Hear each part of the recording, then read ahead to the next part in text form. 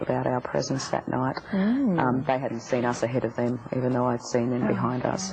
And they did go public. They did a lecture at a university and 2 radio shows that I know of, but I only learnt of those in retrospect, or I would have been there. And they decided that they weren't going to do it anymore. That Bill was terrified of his position as a bank manager if anyone found out, and it was the girls who'd actually been speaking, and so they all just decided that it just wasn't worth all the trouble of going public, and they decided that they were going to leave it behind and really didn't want to deal with it anymore. There was actually a lot more to it. There was a big court case that went on over revealing their personal information in public and a lot of other things. Who was it that... With the researchers and the second party. So there was a lot more complications that went on than meets the eye. But now, writing this book, Encounter, which you wrote in 1996? Well, actually I didn't. It was published in 96, but all of this really comes from the journals that I was encouraged to keep by the researchers. It was like, write everything down, and maybe one day it can be used as reference material or something. And it was a form of, I guess, a form of therapy too. But more than that, I've gone back through my old journals, and sometimes I'm amazed at how much you forget over the years. And it's like, oh God, I forgot all about that. It might be a little incident or a little insight, and it was really good to write it down. But the book basically came from that, and from an interview that was done on tape. And what compelled you to write this book? Was it something that felt therapeutically valuable? Did you want to share it with a larger audience? Not at first. That's why it took me quite a number of years to do anything with it. I didn't really want to share it with a lot of people. It was even telling my best friends was a bit of a problem, but the support that I got from them really encouraged me a lot. But it was actually researchers and other experiences. I got to meet quite a number of, actually now it's in the thousands of other experiences now across the globe. But by then I'd met several people, and everyone kept saying to me, listen, you've got the ability to actually get out there and do something. You've got physical evidence. You've got 3 parties of witnesses, and we've been in our situations alone. We haven't got what you've got to get out there and tell people, hey, there's something going on. And basically, I think I got pushed into a little guilt trip there for a while. You're not doing your part for society. Yeah, that's it, exactly. Yeah, hey, you've got a job to do, girl. And eventually I got around to doing it, and I was quite surprised at that a big publisher like HarperCollins snapped it up. And what kind of reaction did you get to your book? Oh, very good, actually. Media went crazy on it in Australia, and actually that's where a lot of media attention turned to UFOs from there on in, and actually a little bit before my book.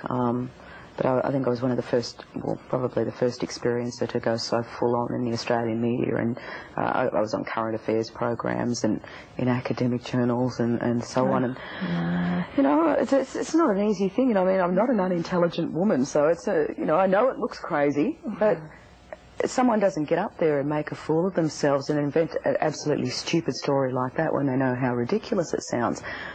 So the purpose behind it, you know it's going to look stupid, it's going to probably ruin your reputation or whatever, but when you've got a truth to get out there, it's really important, and I just thank God that a lot of people actually did listen, which is, yeah. You're very fortunate. It didn't ruin your reputation, and you live in it did ruin my marriage. Ruin your marriage. I don't want to use the harsh word, but okay, that's unfortunately what happened.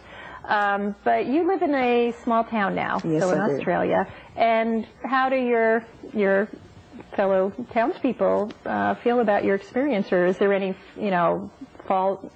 feedback from it? Yeah. Well, actually, my next door neighbour is a pastor of a church, and within weeks of me moving in, he was on my doorstep saying, I heard you wrote a book. And he said, oh, the boys have been talking about it. So, but I tend to stick to myself a lot. I'm a very private person, so I really don't know what people say and think. But nobody's coming. No up one and will do it saying purposely anything. to me. Actually, the only person having any problem with it at the moment is my oldest. She's about to turn 13, and she's going through that stage where everything about her mum's embarrassing, and this just makes it worse. Oh dear. Once upon a time, she used to be really proud of this. Not anymore. Yes, well, that's just that age. Yes, it's being a 13-year-old. Yeah. So now you have 3 children, correct? Yes, I do. And how do the others, has there been any experiences that you know of that your children have had? Or have you had, and, well, let's start with your children, and then... Well, I certainly hope not. So none that you know of, No, that your none, children have not had any encounters or visitations? No. Do you feel you've had any visitations or encounters since that August 93 event? Yes, I had, for 5 months after the encounter, I had what I term as night visitations. I had woke up on 4 occasions to see one of these tall, dark beings standing right beside my bed. Whether it was a sleep phenomena or something, I don't know, but it certainly seemed real when I woke up. And well, enough to scare the living daylights out of me, so that, you know, it's only been 2.5 years since I've been able to sleep without the light on again. So, you know, when you've been that scared as an adult that you've got to sleep with the light on in your room, you know, it's, to me it was very, very real. Now, the being that you saw in the follow-up visitations, night visitations, did they appear, as best as you could tell, to be the same being? There's only one. Okay. Did it appear to be the same as the 7 beings? How many did you see out in the field that night? We didn't. 7 or 8. 7 or 8. Did it appear to be the same? Yeah. Yeah. Yes. I was pretty sure it was one of the same. So, other than the sort of teardrop-shaped head with the red eyes that appeared to glow, is that an appropriate way to describe it? What about the rest of the features? Okay. Well, I'm sure. Beside my bed, it seemed to be wearing a cloak. Huh. Like a cape? Yeah. Down to the ground? Or? Yeah, and a hood on it. And it's really actually quite strange because Glenda from the second party, I only found out probably 2 years down the track. I was given more of her diagrams, and where she says she came back into consciousness and she was strapped down to a table, the being that she woke up and saw was also wearing a cloak.